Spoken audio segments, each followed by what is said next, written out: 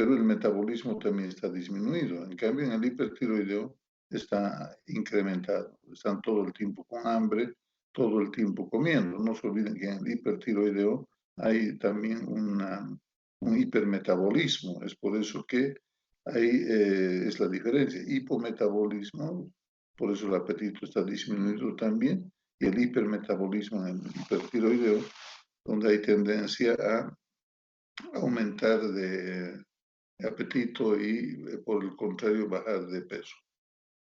La frecuencia cardíaca en el hipotiroidismo, generalmente hay bradicardia, en el hipertiroidismo hay cierta taquicardia, el volumen minuto está disminuido, es más lento el corazón, en cambio en el hipertiroidismo por la misma taquicardia el volumen minuto está aumentado, ¿no? El ritmo evacuatorio intestinal, en el hipotiroideo generalmente hay tendencia a la constipación, en cambio en el hipertiroideo hay tendencia a la diarrea, hay una, una aceleración del tránsito intestinal.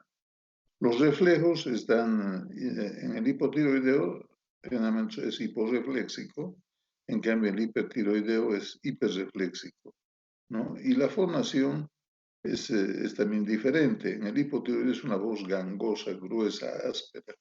En cambio, en el hipertiroideo la voz es más ligera, ¿no? La voz es mucho más liviana, si quieren, que en el hipotiroideo.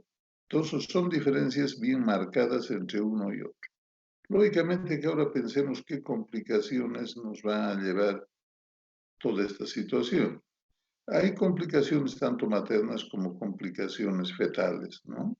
El hipotiroidismo asociado al embarazo va a tener más tendencia al aborto, es mucho más frecuente.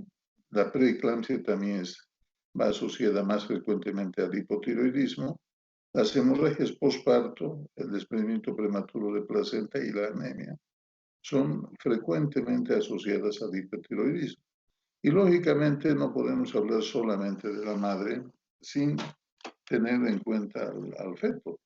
En el feto hay generalmente un retardo de crecimiento intrauterino, hay bajo peso al nacer, la muerte fetal es más frecuente.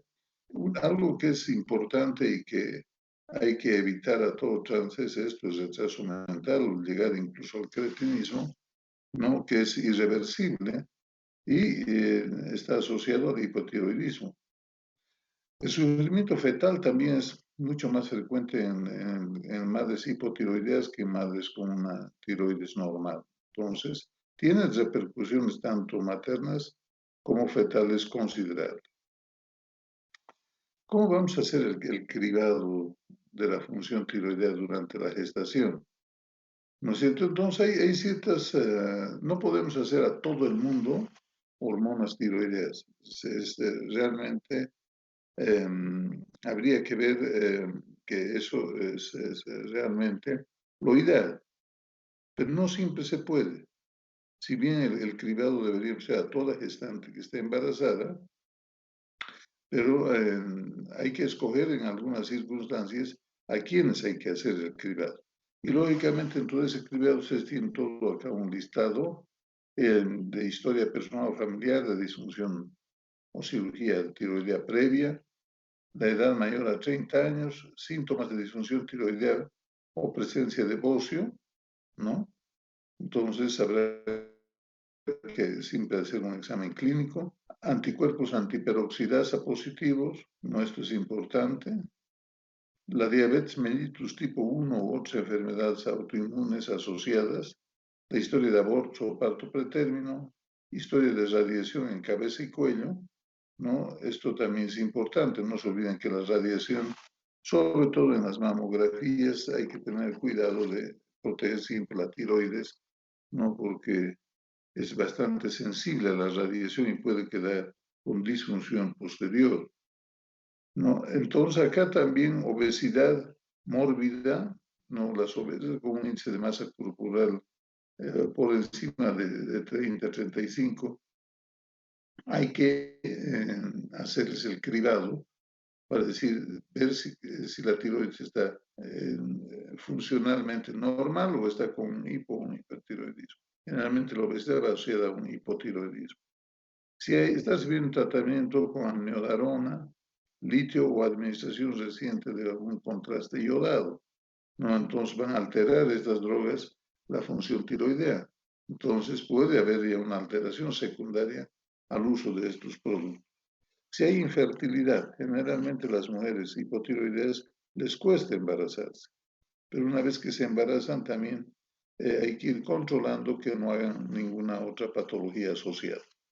Y es decir, en zonas de deficiencia de yodo, hay zonas que tienen una deficiencia bien marcada de yodo, y lógicamente hay que dar lo que corresponde en el aporte alimenticio, sobre todo en cuanto a la sal iodada en nuestro medio, ya que nosotros no tenemos mucho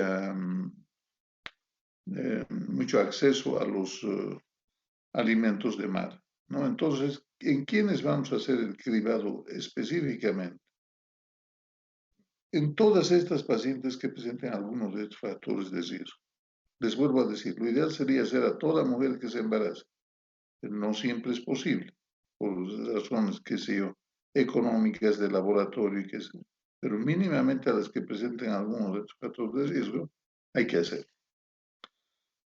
El diagnóstico, indudablemente, de hipotiroidismo está basado en la TSH y básicamente en la T4 y T3 libre. Nosotros le damos más valor a la T4 porque es también más accesible a pedir en un examen. La TSH es el indicador más sensible y lógicamente en el hipotiroidismo va a estar elevado. Estos valores de TSH no son, los de T4 no son iguales a los de la mujer no embarazada, ¿no? Entonces nosotros vamos a considerar que una TSH está entre 0,30 a 3 miliunidades por mililitro, ¿no? Y ya hablamos de hipotiroidismo cuando está por encima de 3, ¿no? Y hablamos de hipotiroidismo, perdón, de hipotiroidismo subclínico cuando tenemos una TSH elevada superior a 3 y una T4 que está normal. En cambio, en el hipotiroidismo vamos a hablar de una alteración en la cual nosotros vamos a encontrar la TSH elevada con T4 y T3 bajas. Entonces, vamos a ver esta situación entre la TSH y la T4 en el hipotiroidismo subclínico, aquel que no da síntomas o da síntomas muy pobres, y en el hipotiroidismo clínico, aquel donde existe una alteración bien manifiesta. Entonces, acá nosotros para el diagnóstico usamos básicamente la TSH y la T4, tanto para el hipotiroidismo subclínico como para el hipotiroidismo ya clínico. Y vamos a jugar. Fíjense ustedes que en estos valores en ningún caso pasamos de 3. Y vamos a ver que incluso 2,5 es un valor muy aceptable durante el embarazo. Entonces, también en el diagnóstico hay que evaluar estos cuerpos, los antiperoxidasa, ¿no? Estos anticuerpos antiperoxidasas van a tener un riesgo mayor de descompensaciones en el embarazo, descompensaciones de la tiroides. Y no se olviden que este anticuerpo, cuando está presente, cuando está positivo, en 30 a 52% nos van a dar tiroiditis postparto. Vale decir, un problema que está asociado a la aparición de estos anticuerpos. La tiroiditis postparto es una patología diferente, es una inflamación de la tiroides debido a la acción de estos anticuerpos que generalmente se presentan en el postparto. Tiroiditis postparto. ¿Qué tratamiento hacemos? Indudablemente que como la tiroides no está funcionando bien, el tratamiento de elección es dar la hormona tiroidea, ¿no? La levotiroxina. Vamos a dar esta hormona, en principio, de acuerdo a los niveles de TSH. Menos de 10 damos inicial de 0,1 miligramo kilopeso por día, ¿no? Realmente usamos 70, 60, 50 microgramos, perdón, no son miligramos, son microgramos por día. Entonces, hay que controlar la función tiroidea, es básicamente TSH y T4 cada 4 semanas durante la primera mitad del embarazo y cada 6 semanas durante la segunda mitad del embarazo. Incluso a veces no hay variaciones muy grandes de la TSH en este periodo, pero sí de la T4, ¿no? Entonces, de todos modos, es importante que nosotros vayamos jugando con la levotiroxina para mantener valores dentro de límites normales, en todo caso menores a 3, que es el valor, digamos, que nosotros manejamos durante el embarazo. O sea, 3 es el límite superior que podemos considerar de TSH en sangre materna.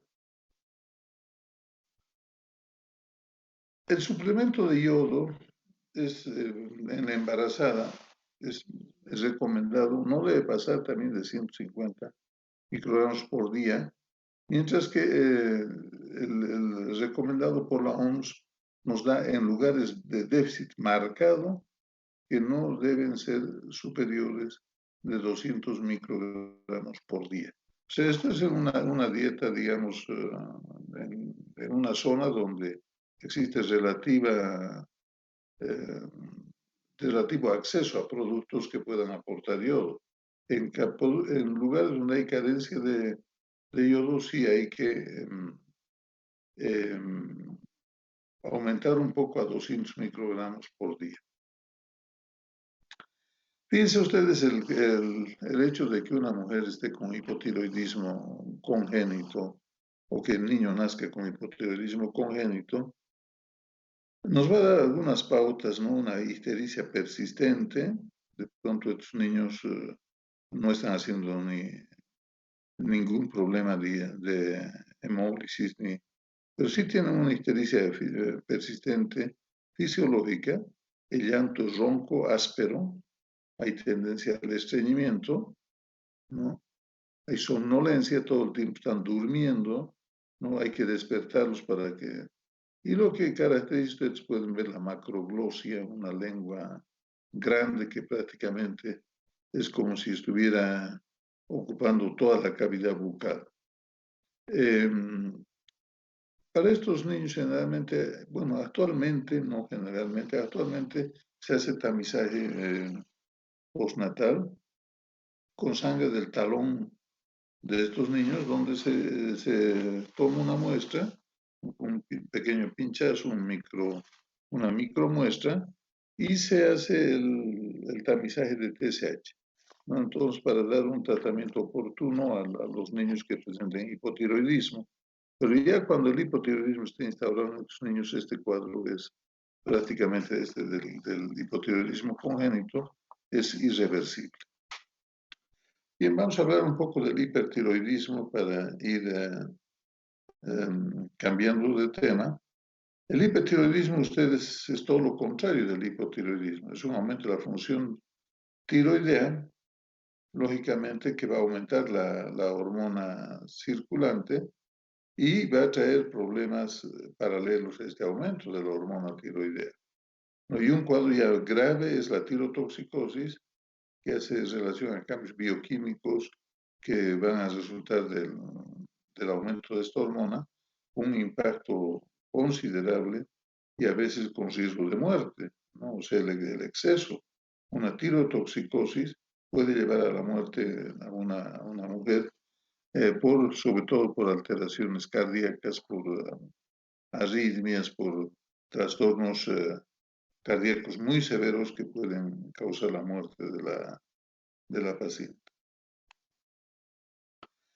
El hipertiroidismo acá tenemos que se estima en 0,2, actualmente hay estudios que estiman en 0,5% de mujeres gestantes, tienen esta patología de manera subclínica, no vale decir, aparenta no tener una sintomatología muy llamativa, ¿no? Son relativamente hiperactivas, etc., pero dentro de un parámetro, digamos, considerado normal, eso es subclínico.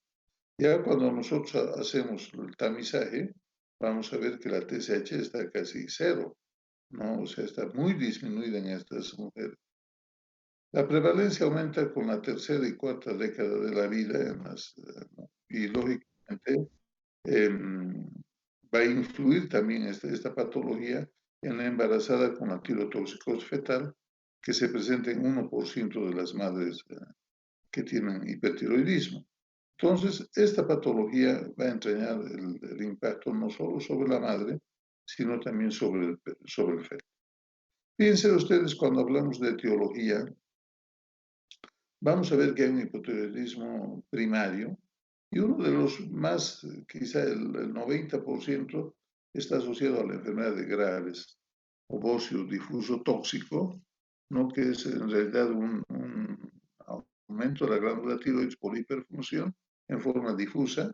También puede haber un bocio multinodular con focos hiperfuncionantes, el adenoma tóxico, que es la enfermedad de Plummer, la neoplasia trofoblástica gestacional, que la conocemos como MOLA, produce gran cantidad de gonadotropina coriónica, que su fracción, sobre todo su fracción alfa, va a simular la TSH y por lo tanto va a hiperestimular a la glándula tiroides.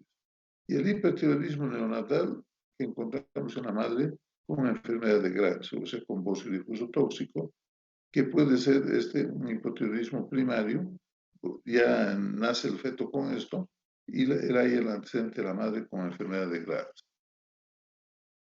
La tiroiditis subaguda, aquella que es el segundo grupo, dentro de este grupo tenemos la tiroiditis dolorosa de Kerbein, la subaguda silenciosa y la de posparto, ¿no? La tiroiditis subaguda, también asociada, sobre todo la de posparto, a la aparición de anticuerpos antiperoxidasa.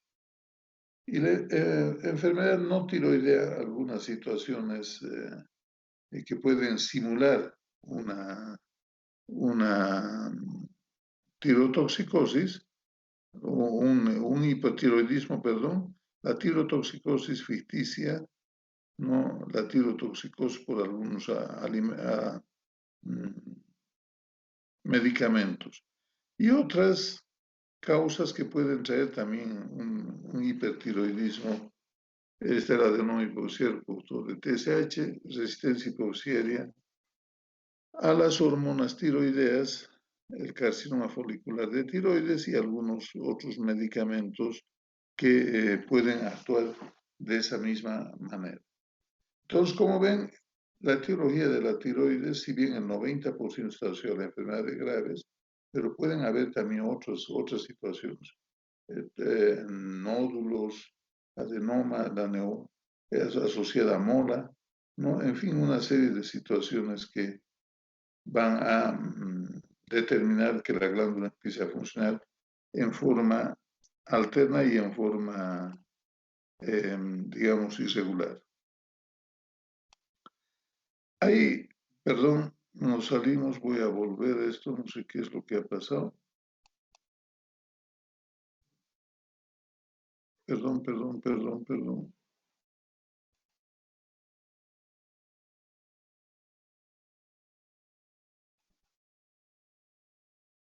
A ver, vamos a ver, hubo un problema acá. Voy a ir rápidamente.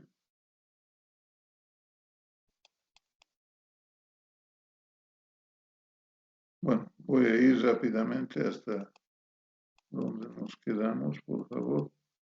Van a disculpar.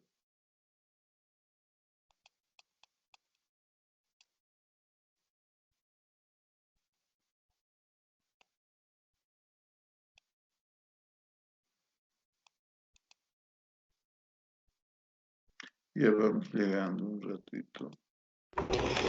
Doctor, una preguntita. En Dime. las causas del hipertiroidismo dijo que era la neoplasia trofoblástica gestacional, la mola. ¿El coriocarcinoma también se considera como una causa? Y la mola es la invasiva, ¿verdad? Claro, o sea, la mola tiene varias etapas, ¿no? la mola simple, la mola invasora y la degeneración de la mola, que es el coriocarcinoma. En este caso del embarazo es la mola pura, porque en realidad los niveles de gonotrofina coriónica que produce están muy aumentados, sobre todo en su fracción alfa, y la fracción alfa es la que remeda a la TSH. Entonces, la mola pura. Lógicamente que en el coriocarcinoma también puede haber un aumento de la, no puede haber, hay un aumento de la gonotrofina coriónica, pero en este caso el coriocarcinoma puede aparecer también fuera del embarazo, puede aparecer del sitio placentario, una degeneración, y fuera del embarazo puede aparecer el coriocarcinoma. En cambio, la mola está generalmente asociada, en realidad es una degeneración de las vellosidades de la placenta, es una degeneración hidrópica. Se forman como racimos de uva en lugar de que sean velocidades normales y producen gran cantidad de gonotrofina coriónica. Y eso nos da un hipertiroidismo. Bueno, entonces habíamos Gracias. hablado que la aparición de anticuerpos antirreceptor, vamos a tratar de ir, creo que me pasó, no está bien. También hay que ver que en el hipertiroidismo, la acción de los anticuerpos. El anticuerpo antirreceptor de TSH, es el TRAP que lo conocemos, y este anticuerpo es de tipo IgG, producen la estimulación de las células foliculares y aumentan la producción de tiroides.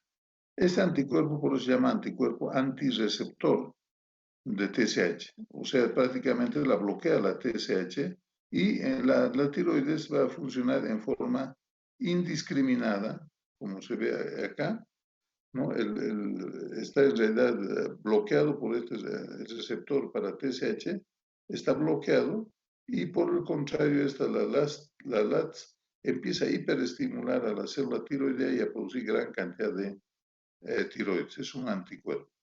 Normalmente, fíjense la diferencia de tamaño del estímulo de la hormona estimulante. La tiroides es pequeño. En cambio, con este LATS, que es una anticuerpos contra el receptor de TSH, se estimula en forma indiscriminada la glándula tiroides y va a producir un hipertiroidismo. Entonces, este caso, ¿no?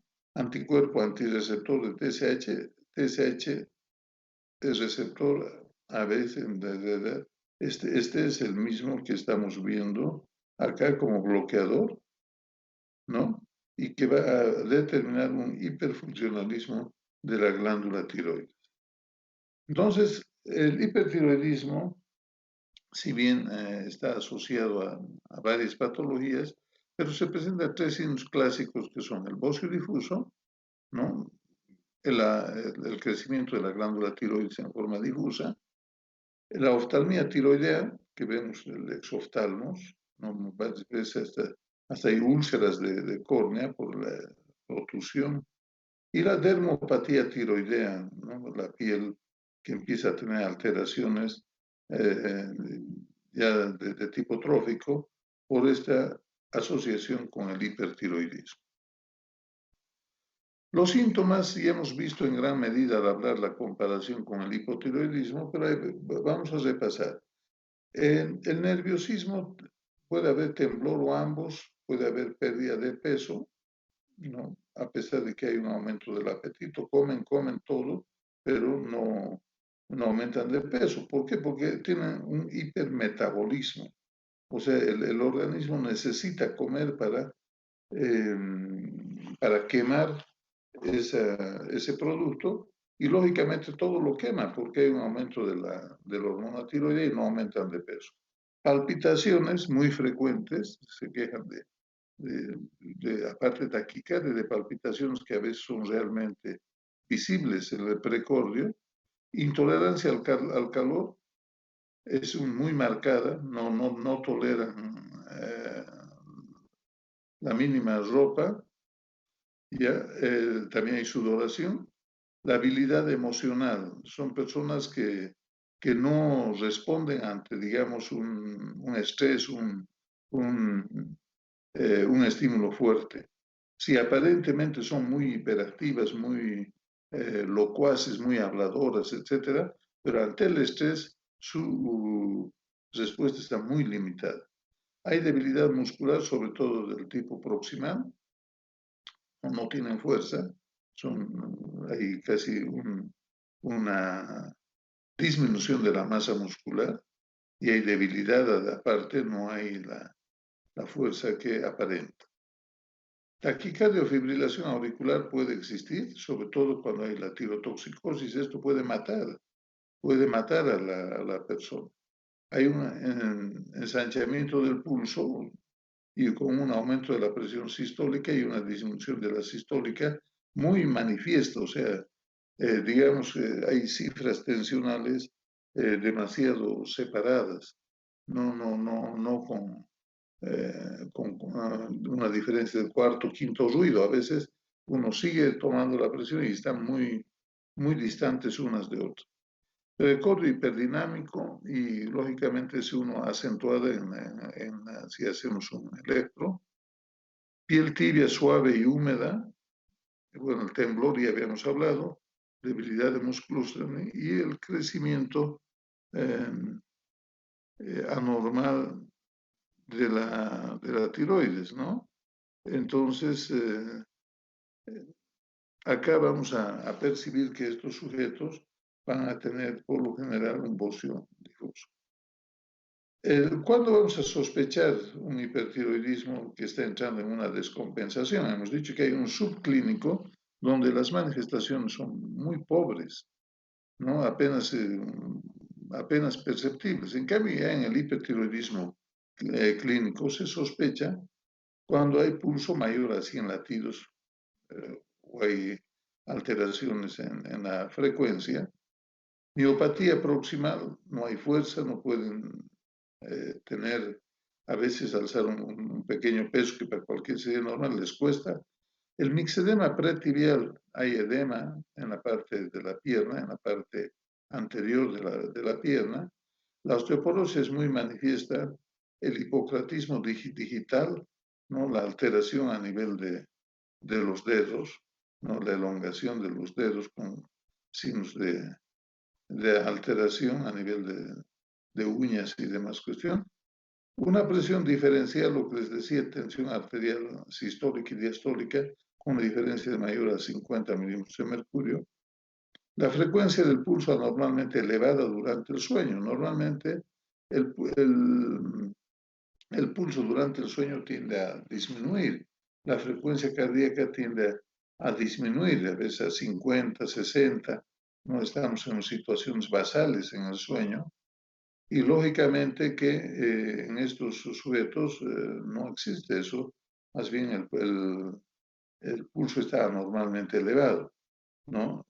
Esto hablo exclusivamente durante el sueño.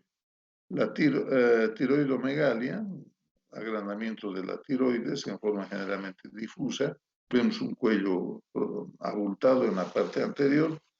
El exoftalmos, que es en algunas personas realmente manifiesta, la protrusión de los ojos, la salida de los ojos, que en muchos casos por el cierre incompleto puede producir lesiones por sequedad de la córnea, incluso úlceras a ese nivel, ¿no? Entonces, en todos estos pacientes ya son manifestaciones muy groseras, digamos, que nos hacen pensar en un hipertiroidismo. Generalmente, el diagnóstico lo vamos a hacer con la historia clínica, ¿no? Ver los antecedentes, etcétera, que es importante. Yo digo siempre, la historia clínica nos va a dar las pautas casi del 80% del diagnóstico, no por los antecedentes. Ya habíamos visto que hay antecedentes que nos van a obligar a medir la TSH y la T4 libre. Entonces, una historia clínica siempre va a llevar a sospechar la patología de fondo. Si bien los laboratorios son importantes y son determinantes, ¿no?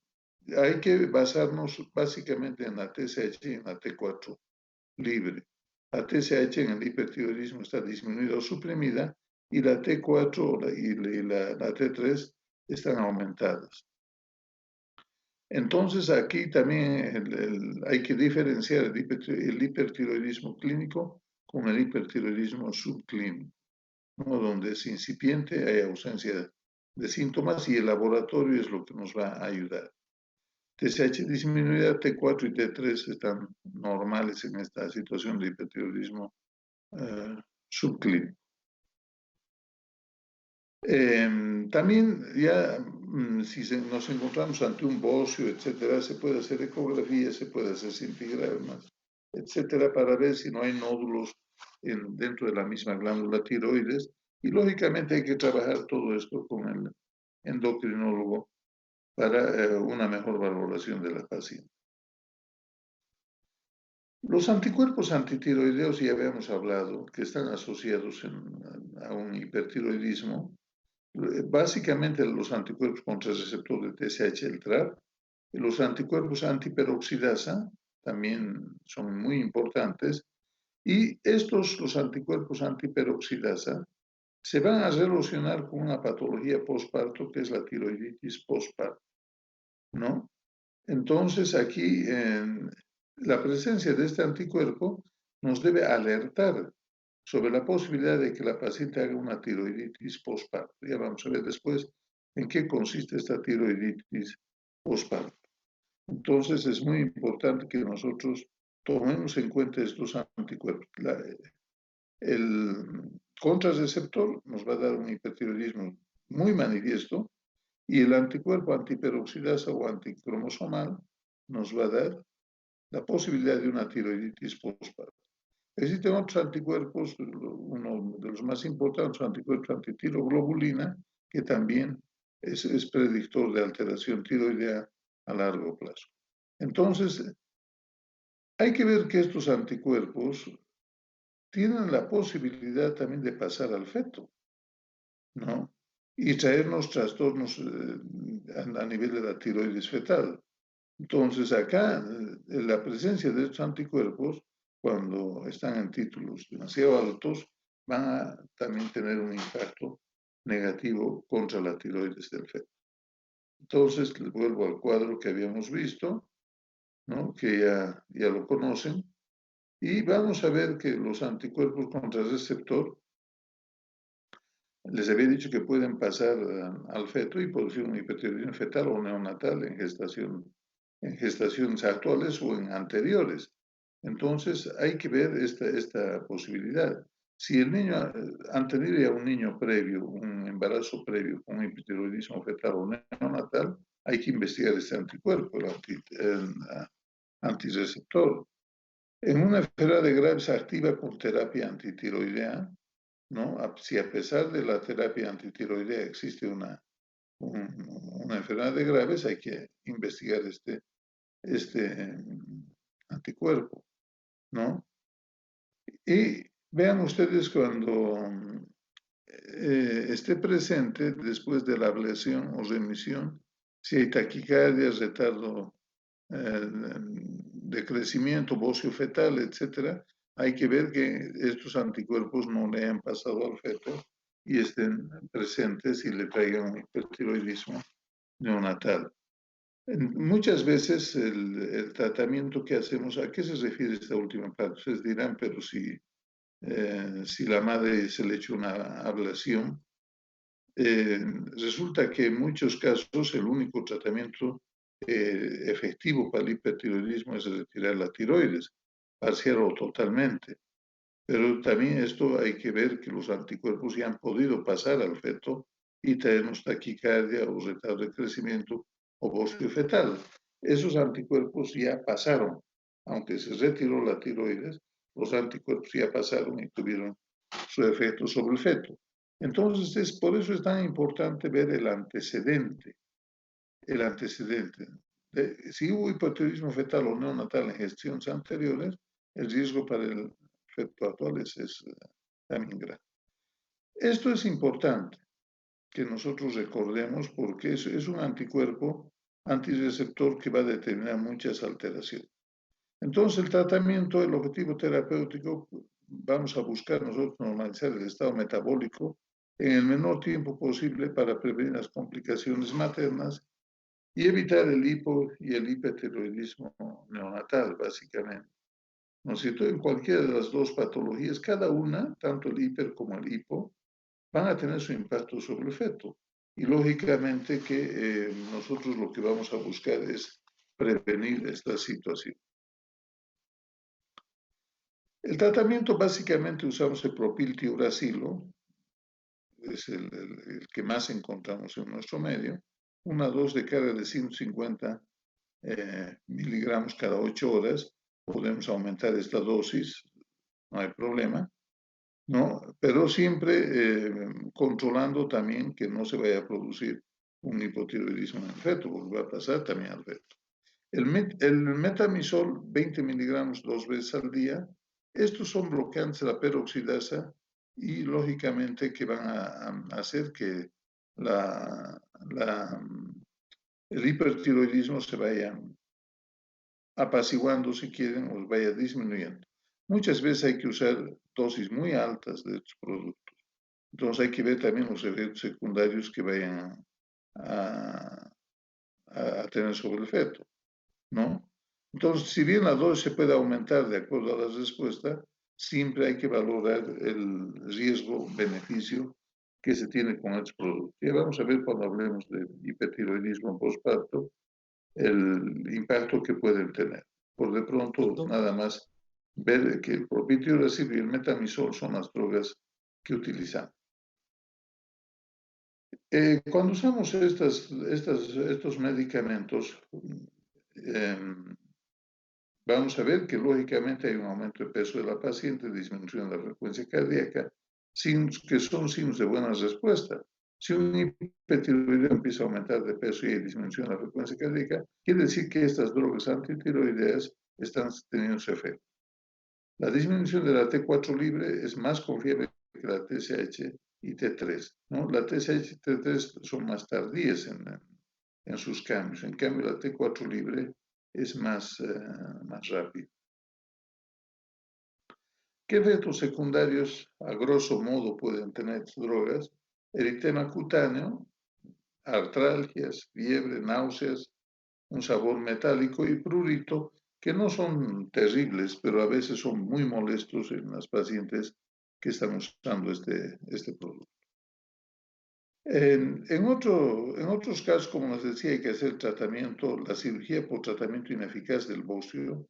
No se puede controlar con los medicamentos habituales, hay que sacar la tiroides y hay que usar en muchos casos bloqueantes beta-adrenérgicos que controlan sobre todo las taquicardias, los síntomas hipermetabólicos que se producen, dentro de ellos la taquicardia, con posibilidad de hacer una arritmia marcada o incluso fibrilaciones.